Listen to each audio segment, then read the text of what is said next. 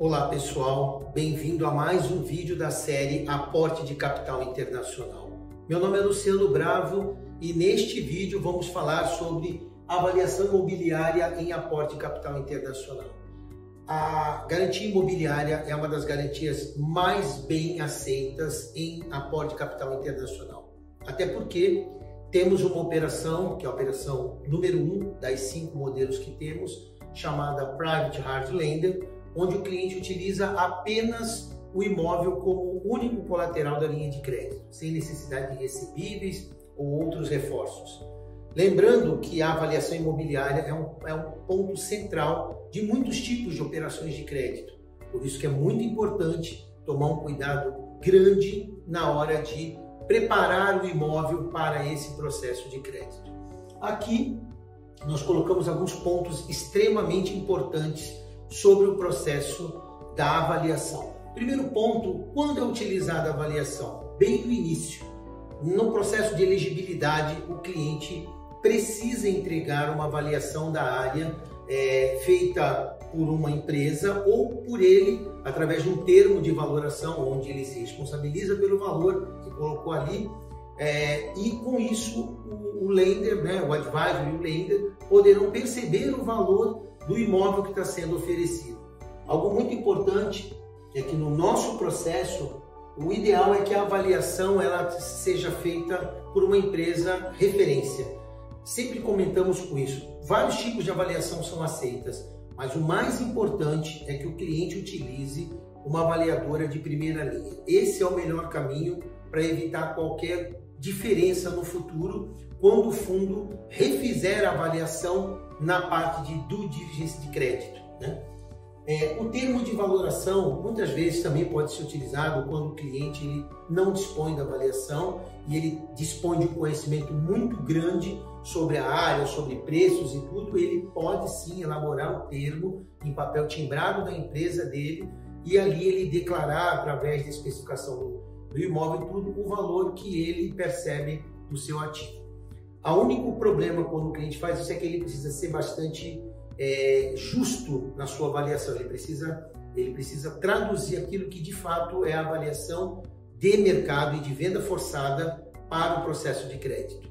Então, se o cliente não se sente preparado para isso, é melhor que ele procure uma empresa de primeira linha e faça essa avaliação previamente para que ele possa oferecer este ativo no processo de crédito. Segundo item que colocamos aqui é sobre a DD do fundo, ou seja, quando de novo ele vai usar a avaliação? Na due diligence do fundo. Sabemos que no processo de aporte de capital internacional você tem duas due diligence. A primeira é feita por nós na elegibilidade do cliente, a gente chama de due diligence do advisor. A segunda é feita pelo fundo, já no procedimento de crédito, o fundo, após o compromisso com o cliente, ou seja, a loan commitment, ele dispara uma avaliação por conta dele para verificar se o valor apresentado pelo cliente condiz com a avaliação que ele fez. Geralmente o fundo, quando faz isso, ele utiliza uma empresa de avaliação internacional, tipo Colliers, tipo Cushman, CBRE, ou seja, várias delas que operam no Brasil há muito tempo. Então os fundos utilizam essas avaliadoras para verificar se o valor do ativo oferecido condiz com aquilo que o cliente apresentou na oferta inicial. Outra coisa muito importante no processo de avaliação é que o cliente entenda qual é a média que os fundos costumam aceitar. Óbvio que nesse valor pode ter algo um pouco a menos ou um pouco a mais? Pode. Mas a faixa central de crédito ela vai de 50% do valor do imóvel a 80% do valor de venda forçada. Lembrando que no processo de crédito não está sendo uma venda, é apenas um colateral para uma linha de crédito. Então o fundo, o banco, ele sempre vai utilizar o valor de venda forçada. Porque caso o cliente entre em default na operação, ou seja, não pague o empréstimo, ele terá que liquidar aquele bem. Então, nestes casos, o lender ele procura dar de 50% a 80% do valor do imóvel em crédito à vista. Um fato muito importante é que essa avaliação ela tem muito a ver com o índice de liquidez. se é um imóvel construído, se está num grande centro urbano, se é uma fazenda não produtiva, um terreno não construído. Como existem várias nuances sobre a garantia imobiliária, há uma variação grande. O importante é que neste modelo de operação, praticamente todas as garantias são aceitas. Outro fato muito importante no processo de avaliação para o aporte de capital é que numa operação hard lender, por exemplo, que é uma das que nós mais utilizamos no Brasil, o fundo ele só enxerga o valor da área útil. Então, assim, ele vai pegar o que a gente chama de VTN, valor da terra nua, né, se a terra não tiver nenhuma benfeitoria. E a área construída, então máquinas, equipamentos, potencial mineral, outros itens não entram nesse critério na operação hard lender. Porém, ele aceita áreas em vários lugares do país, onde até mesmo aqui no nosso país não é aceito, né, como colateral de crédito. Então há uma grande elasticidade do fundo em aceitar ativos imobiliários que possam trazer crédito ao empresário. Outra coisa muito importante é que no processo de avaliação, toda a área é qualificada como urbana, rural. Então aqui eu coloco uma amplitude de tipos de garantias que podem ser utilizadas para uma avaliação imobiliária. Pode ser uma área rural, urbana, comercial, não operacional, operacional, própria, industrial, de terceiros. Então, Luciano, que tipo de garantia, que tipo de imóvel eu posso utilizar para uma avaliação a fim de objetivar um crédito? Praticamente todas. Praticamente todas. São raros exemplos, por exemplo, não pode utilizar a área no meio da mata amazônica, né? Não pode utilizar. Mas fazendas não produtivas, ou seja, vários tipos de imóveis que não são aceitos aqui no Brasil, são aceitos lá fora com avaliação devida. Outro fato muito importante que eu gostaria de comunicar, e aqui a gente colocou alguns highlights importantes no processo de avaliação, é que a gente sempre recomenda que o cliente utilize avaliadores de primeira linha, como o fundo usa na sua avaliação. Porém, o cliente é livre para fazer a avaliação da maneira que ele quiser. Lembrando que essa avaliação aqui, ela precisa sempre estar assinada pelo responsável, ou seja, não pode ter uma avaliação sem assinatura. Ela tem que obrigatoriamente estar assinada pelo avaliador e, se for um termo de valoração, pelo responsável pela empresa. Outro ponto importante, por mais que o cliente faça uma avaliação mais simplória, né, é muito importante que ele tenha uma avaliação com foto e matrícula incorporada. Então, além do texto que descreve todo o imóvel, ele também tem que ter fotos desse imóvel e a matrícula do imóvel, de preferência atualizada, incorporada na avaliação num único documento. Geralmente se manda avaliação, foto separada, não pode ser assim. Tem que se pegar toda a informação do bem avaliado e colocar no mesmo documento em PDF. Ali a descrição, foto e matrícula. Outro ponto muito importante no processo de avaliação é que as certidões têm que estar em dia.